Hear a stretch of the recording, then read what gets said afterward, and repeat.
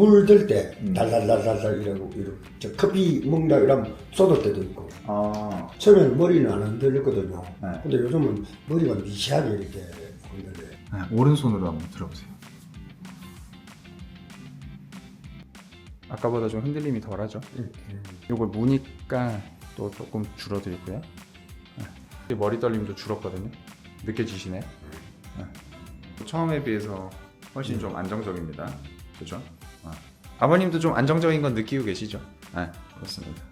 지금은 좀 좋죠? 네, 좀 괜찮고 내려놓으실게요.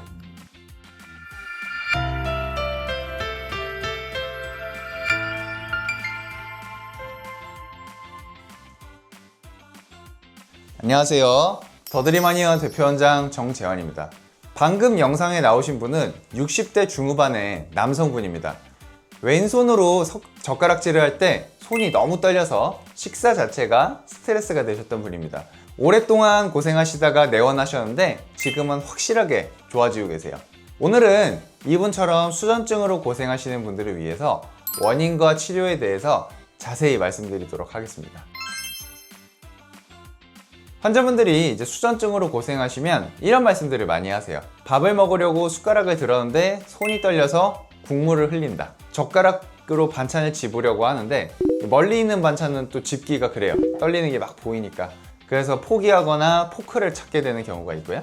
카페에서 커피잔을 들었는데 이게 흔들리니까 같이 있는 사람 눈치를 좀 보게 됩니다.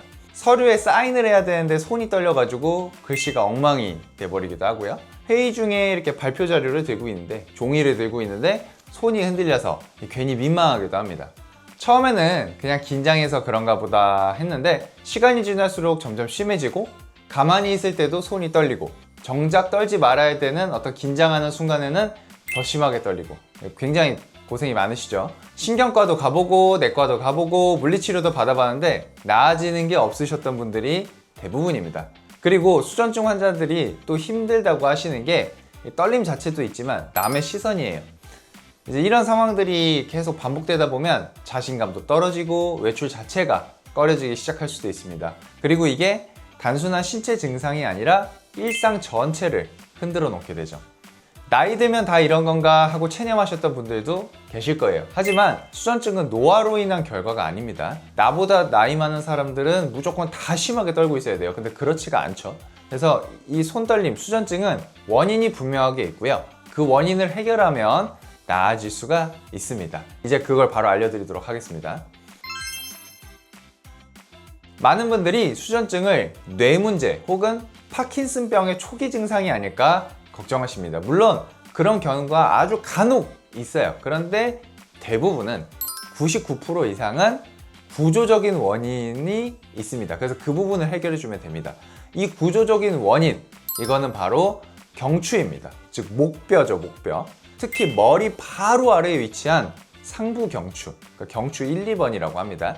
이 경추 1, 2번이 틀어지면 그 주변을 지나가는 뇌신경이 눌리게 됩니다.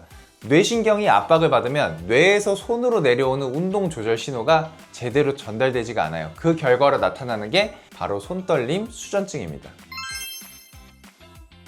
경추가 틀어지는 가장 큰 원인 중 하나는 바로 턱관절입니다. 턱관절이 틀어지면 턱 주변을 지나는 3차 신경이 자극을 받고 눌리게 됩니다. 그런데 이 3차 신경은 머리와 목 전체의 근육 긴장도에 영향을 줍니다. 그리고 이 긴장이 경추의 정렬을 무너뜨리게 되는 거죠. 이제 이런 과정을 통해서 이제 수전증이 생기게 되는데요. 턱관절이 틀어지고 그로 인해 3차 신경이 눌리고 그것 때문에 경추가 틀어지고 뇌신경이 압박되고 그래서 운동 조절 신호에 이상이 생기니까 수전증이 나타나게 됩니다. 이러한 연결고리가 수전증의 구조적인 원인이죠. 실제로 턱관절과 경추의 연관성은 학술적으로도 보고되어 있고 논문이 아주 많습니다. 그래서 이를 근거로 턱관절 치료를 통해서 경추를 교정하고 이런 수전증이나 두전증을 치료하는 사례가 저한테도 많고요. 또 그런 사례들이 점점 축적되고 있습니다. 이제 환자분들이 궁금하신 게 왜 그동안의 치료를 안 나았을까? 그동안 안 나왔는데 여기서는 나을 수가 있다고 어떻게 확신을 하느냐, 이제 이런 것들을 좀 궁금해 하실 거예요. 환자분들이 그동안 대표적으로 많이 받으셨던 치료가 뭐 물리치료, 주사치료, 침치료 이런 것들이죠. 근육의 긴장을 풀어주고 통증을 완화하는 데는 도움이 됩니다. 그런데 경추가 틀어진 구조적인 문제를 바로잡아 줄 수는 없어요. 손으로 문질러 준다고 갑자기 경추가 제자리를 찾아가지는 않고요. 주사나 침을 맞는다고 갑자기 제자리로 가지는 않죠. 그래서 이거는 반드시 교정 치료가 필요한데 그게 안 되다 보니까 잘 안 나았을 수밖에 없어요. 원인은 그대로인데 증상만 일시적으로 억제하는 방식이기 때문에 금방 다시 원래대로 돌아옵니다. 도수치료나 추나치료는 어떨까요? 이 경추를 직접 교정하는 치료이니까 효과는 있을 것 같은데 이게 한계가 있어요. 왜냐면 이 손떨림이 나타나는 거는 경추 중에서도 상부 경추, 그러니까 경추 1, 2번이 틀어진 게 원인이거든요. 근데 이 경추 1, 2번은 사람의 손이 직접적으로 닿기가 매우 힘듭니다. 거의 불가능하다고 보시면 돼요. 그래서 이 경추 1, 2번을 직접적으로 조절할 수 있는 다른 게 필요해요. 그게 바로 턱관절입니다. 턱관절이 제자리로 가면 경추 1, 2번도 제자리로 가기 때문에 관절을 교정하는 방식으로 해야 좋아질 수가 있어요. 그래서 단순히 목만 이렇게 만지는 어떤 뭐 도수치료나 추나치료 그런 방식으로는 한계가 있습니다. 결국 구조의 근본인 턱관절부터 바로 잡아야 경추가 제대로 교정되고 그래야 수전증이 개선될 수가 있습니다. 그래서 저희 한의원에서는 수전증 치료의 출발점을 턱관절 교정에 둡니다. 앞서 말씀드린 것처럼 턱관절을 바로 잡아야 경추가 교정이 되고 경추가 교정이 되어야 눌려있던 내신경이 회복되면서 수전증이 개선됩니다. 그래서 치료의 핵심은 턱관절과 경추 이 두 가지를 함께 잡는 겁니다. 치료는 이 두 가지 교정 장치를 중심으로 진행이 됩니다. 첫 번째는 맞춤형 장치입니다.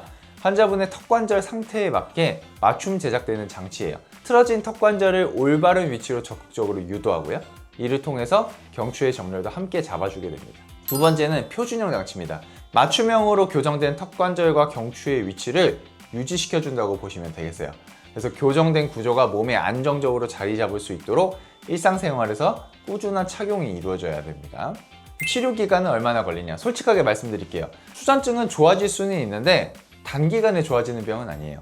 나는 이걸 확실히 낫고 싶다 이런 분들은 교정치료 100회를 맞춤형 장치 100회 제작을 기본적으로 좀 권해드리고 있습니다. 다만 처음부터 막막하게 느끼실 필요는 없어요. 대부분의 환자분들이 뭐 20, 30회 전후로도 이미 손떨림이 줄어드는 변화를 체감하기 시작하시거든요. 그래서 변화를 느끼고 그 다음에 또 치료를 더 진행하셔도 됩니다. 그러니까 100회가 부담스러우시면 그거보다 적은 횟수로 시작하시고 경과 보면서 조율을 내가고 또 치료를 연장해 나가고 이러셔도 됩니다. 수전증으로 오랫동안 고생하셨던 분들, 여러 치료를 받아봤지만 달라지지 않아서 포기하셨던 분들, 혹시 구조적인 원인, 턱관절과 경추의 문제 이런 거 들어본 적이 있으신가요? 아마 없으실 거예요. 이 영상에서 처음 들어보시는 얘기라 정말 이게 가능한 얘기인가? 이렇게 들릴 수도 있을 겁니다. 하지만 저는 그런 게 이제 못 믿으실 걸 대비해서 영상 초반에 나아진 분의 사례를 올려드렸죠. 반드시 좋아질 수 있습니다. 이 원인, 턱관절과 경추를 제대로 교정할 수 있으면 수전증은 호전될 수 있습니다. 더드림 한의원에 오시면 제가 도와드리도록 하겠습니다. 정말로 낫고자 하시는 분들은 오세요. 제가 도와드리도록 하겠습니다. 감사합니다.